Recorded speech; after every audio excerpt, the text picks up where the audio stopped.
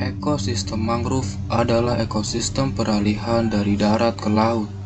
Secara ekologis, hutan bakau merupakan habitat bagi banyak jenis ikan, udang, dan moluska. Sedangkan ditinjau dari aspek fisik, hutan mangrove berfungsi untuk pelindung kawasan pesisir dari hempasan angin dan ombak laut. Ironisnya, di Indonesia yang merupakan negara dengan hutan mangrove terbesar di dunia, sekarang kondisinya kritis. Hal ini bisa dipengaruhi oleh perubahan iklim yang sangat drastis. Ada juga faktor dari manusianya itu sendiri, yaitu proses penambangan liar tanpa memperdulikan lingkungan, tanpa revitalisasi, dan juga reboisasi.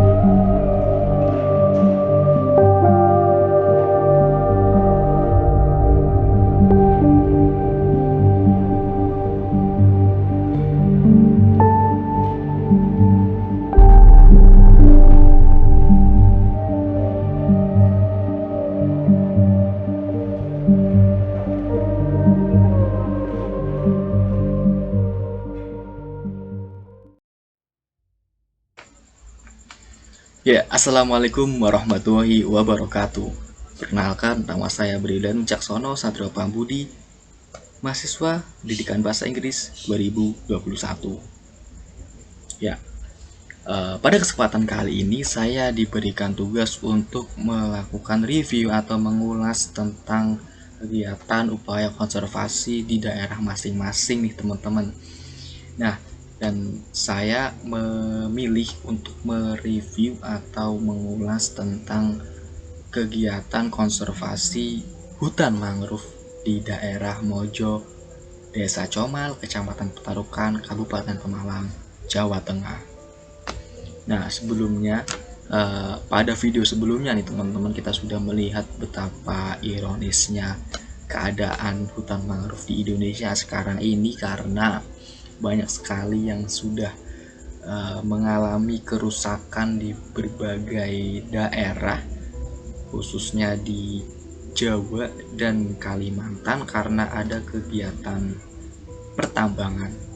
Namun selain faktor pertambangan nih, faktor perusahaan yang mengambil mineral maupun logam mulia yang ada di dalam tanah, ada juga faktor lainnya yaitu perubahan iklim yang sangat drastis yang sangat mempengaruhi kehidupan pohon mangrove tersebut. Dan yang ketiga adalah faktor dari masyarakatnya sendiri atau kita sendiri ya teman-teman. Jadi kita suka sering membuang sampah tidak pada tempatnya, mengakibatkan sampah yang kita buang itu masuk ke sungai dan bermuara ke laut. Di saat ada ombak datang, sampahnya itu akan berlabuh kembali dan nyambunglah di akar pohon mangrove, yaitu sangat berdampak pada kehidupan mangrove itu sendiri, karena akan penyerapan nutrisi dari dalam tanah dan di permukaan air akan terhambat karena ada plastik jahat itu. Dan selanjutnya kita bisa melakukan upaya-upaya konservasi atau perbaikan yang dapat dilakukan untuk melakukan uh, suatu tindakan nyata demi berdampak baik kepada ekosistem pohon mangrove, ekosistem hutan mangrove. Yang pertama, kita dapat melakukan dari lingkungan sekitar kita atau lingkungan rumah kita. Sebenarnya ada beberapa contoh sederhana. Yang pertama, kita bisa mematikan lampu di saat tidak digunakan atau pada siang hari. Yang kedua, kita bisa membuang sampah pada tempatnya, tidak pada temannya.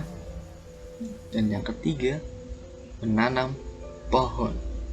Sebenarnya yaitu penanganan yang lebih masif lagi nih teman-teman, kita bisa lakukan untuk melakukan perbaikan secara konkret lagi ke tumbuhan bakau atau tumbuhan mangrove, ekosistem mangrove. Kita bisa mengikuti pegiat lingkungan seperti yang dicontohkan oleh Pak Presiden Joko Widodo. Ya, mana? Pak Presiden Joko Widodo, beliau rela untuk basah-basahan, orang nomor 1 di Indonesia rela kehujanan demi menanam 1 pohon mangrove. Sangat berarti bukan? Memukau.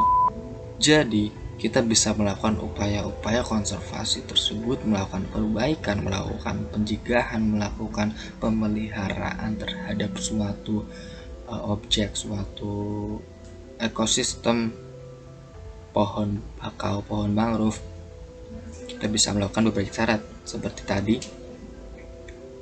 Oke, jadi kalian harus cermati itu. Saya juga, kita semua.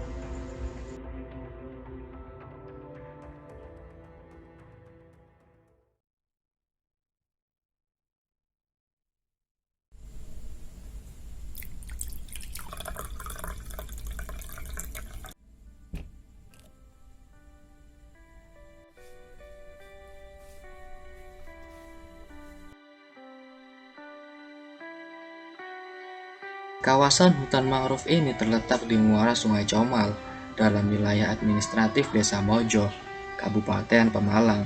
Area berhutan mangrove ini pada awalnya terbangun dari kegiatan rehabilitasi yang merupakan kerjasama dengan Organization for Industrial, Spiritual, and Cultural Advancement pada tahun 1999 sampai 2013. Kawasan ini telah ditetapkan sebagai kawasan ekosistem esensial berdasarkan SK Bupati Pemalang nomor 188 tahun 2017 tanggal 16 Juni 2017 dengan luas 14,5 hektar. Kawasan tersebut diusulkan sebagai kawasan ekosistem esensial karena memiliki potensi mangrove yang cukup baik, di mana tercatat pada tahun 2017 dari hasil survei potensi dan monitoring yang dilaksanakan oleh BKSDA Jawa Tengah terdapat 11 jenis komponen mayor mangrove, 2 jenis komponen minor mangrove, dan 6 jenis mangrove asosiasi. Jenis-jenis mangrove tersebut antara lain Avicennia alba, Avicennia marina, Bruguiera singagula, Bruguiera gymnorrhiza, dan sebagainya. Selain itu, tumbuhnya tegakan hutan mangrove di muara Sungai Comal ini telah mendatangkan berbagai jenis burung. Keseluruhannya hingga tahun 2017 telah teridentifikasi sebanyak 46 jenis burung, yang diantaranya adalah 7 jenis burung migran yang telah singgah di hutan mangrove ini.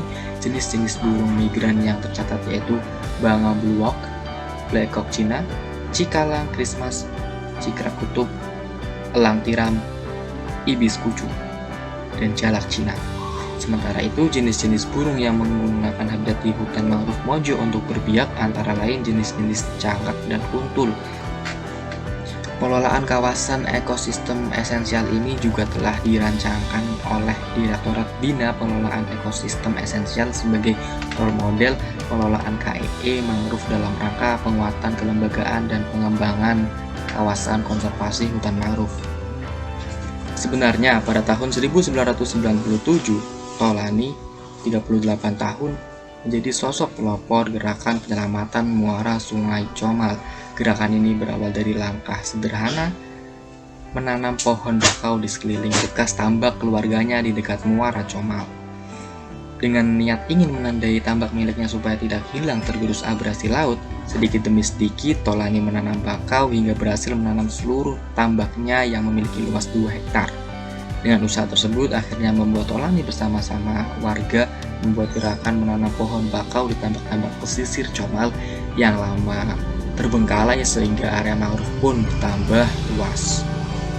Pada tahun 1999, pergerakan ini Tolani diajak bergabung dengan Organization for Industrial, Spiritual, and Cultural Advancement, organisasi internasional yang berpusat di Jepang dengan banyak cabang di dunia. Hingga kini di Mojo telah terbentuk hutan mangrove seluas 72 hektar. Baik mengingat banyaknya manfaat yang diperoleh dari konservasi hutan mangrove di daerah pesisir, mulai dari segi ekonomis dan dari segi lingkungan yang dapat dijadikan sebagai ekosistem bagi makhluk hidup yang lain,